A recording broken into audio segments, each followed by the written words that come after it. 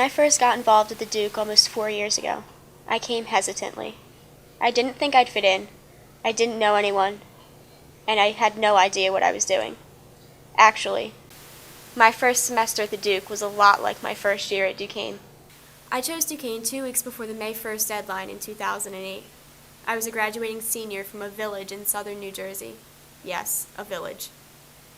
And in the midst of the excitement of picking a college, I forgot that Duquesne was 330 miles away from home and that I had never been away from my family for more than a couple of days.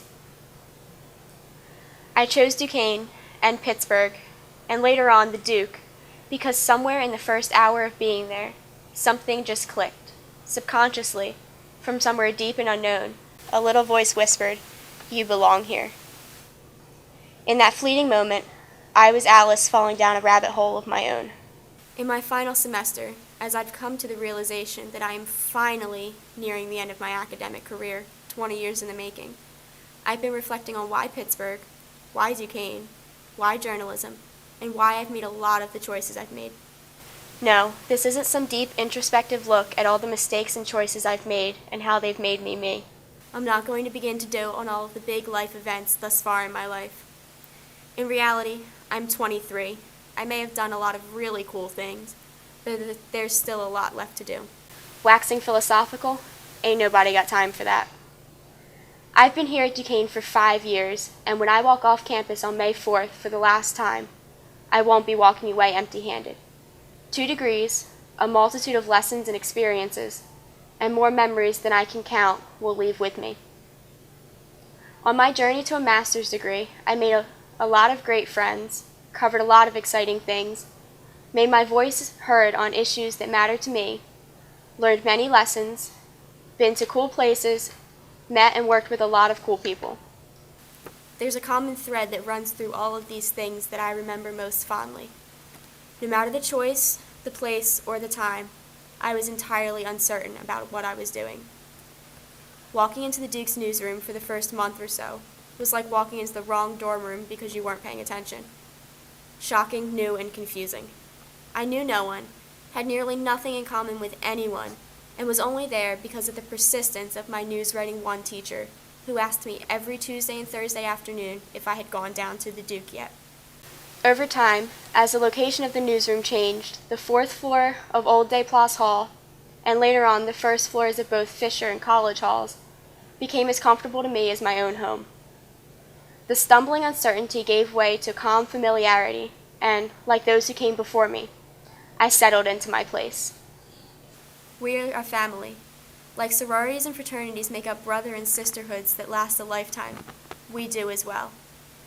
We are dysfunctional at times, and maybe we more closely resemble the island of misfit toys than a single cohesive unit, but we are what we are. And ultimately, we are the faces behind the names in print each week, and the cast of characters keeping the lights on till all hours of the morning every Wednesday night. I've worked a variety of places, from a bar to the Make-A-Wish Foundation, to an after-school program for kids, to a small memorial museum in New York City, to a pharmaceutical research company. But by far and without a doubt, the most rewarding place I've worked thus far has been the Duke. The value of being a team player and hard work is magnified at a small newspaper. For most of this year, our core staff consisted of a group of 7 of us who worked tirelessly every single week to make sure we were not only doing well, but doing good. Every week, without fail, the Duke has been made available for students full of a week's worth of hard work. We've been rewarded with awards and praise, and our fair share of criticism, too. But there's no greater reward than seeing our names accompanied by the pieces we've poured our hearts and souls into. As I've poured my heart and soul into the Duke, I've been rewarded 1,000,000 times over with a staff that meets and exceeds my expectations, the ability to teach students the things I love most, and the good fortune to be able to do what I love. But all good things must come to an end. To quote the Red King from Alice in Wonderland, begin at the beginning and go on till you come to the end, then stop. I am the end of the old guard here at the Duke, one of the final graduates of a gang that met in a now demolished building. I've reached my end after 4 years of the most frustrating, agonizing, time-consuming, and rewarding work that I have ever known. As I am the end of the old, in comes the new.